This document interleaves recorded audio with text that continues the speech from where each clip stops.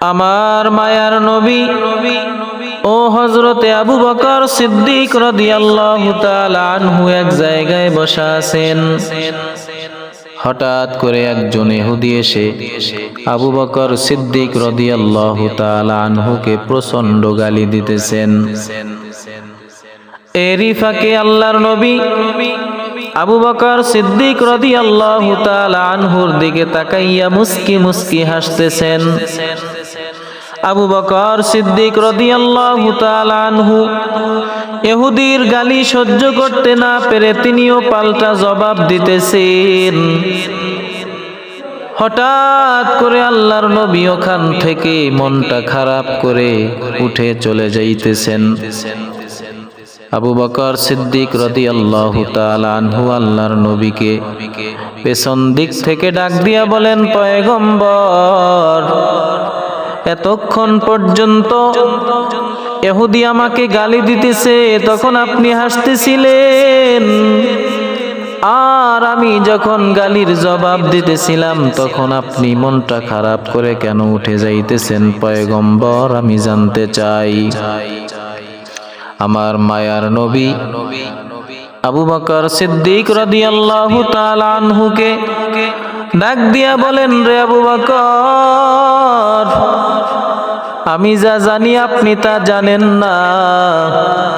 যখন ইহুদি আপনাকে গালি দিতেছিল তখন আপনার পক্ষ থেকে আল্লাহ তাআলা একজন ফেরেশতা নিযুক্ত করে দিয়েছিলেন ওই ইহুদির গালির জবাব দেওয়ার জন্য।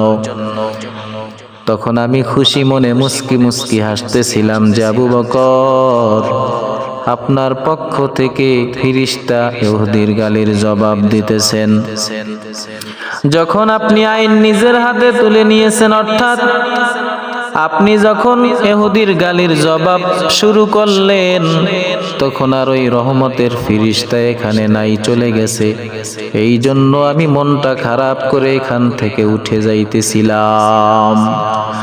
ও বাংলাদেশের মধ্যে যারা হক্কানি পীর আছেন, উলামায়ে কিরাম আছেন, যুগে যুগে কিছু বদমাইশ নাফরমান কুলাঙ্গার এই জমিনে আছে, যাদের জবানটা বড় অপবিত্র, হারাম খাইতে খাইতে জবান অপবিত্র হয়ে গেছে, কখন কাকে কি বলতে হয় বুঝে না।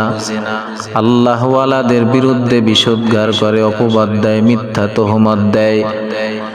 ও আউলিয়ায়ে কেরাম, উলামায়ে কেরাম, আপনাদের জবানটা যেন অশালীন ভাবে না হয়, জবাব দেওয়ার ক্ষেত্রে শালীন ভাষায় দিবেন না, হয় চুপ থাকবেন।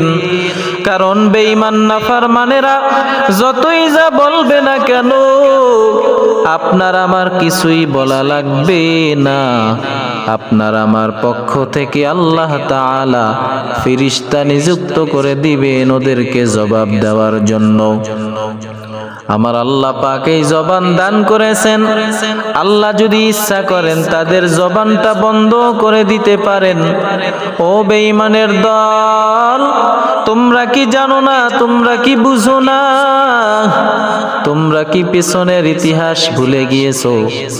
কারণ যখন মূসা নবীর বিরুদ্ধে এক মহিলাকে হাজির করলেন অপবাদ দেওয়ার জন্য, ও মহিলা, তুমি জনসম্মুখে বলবা মূসা নবী তোমার সাথে জিনা করেছে।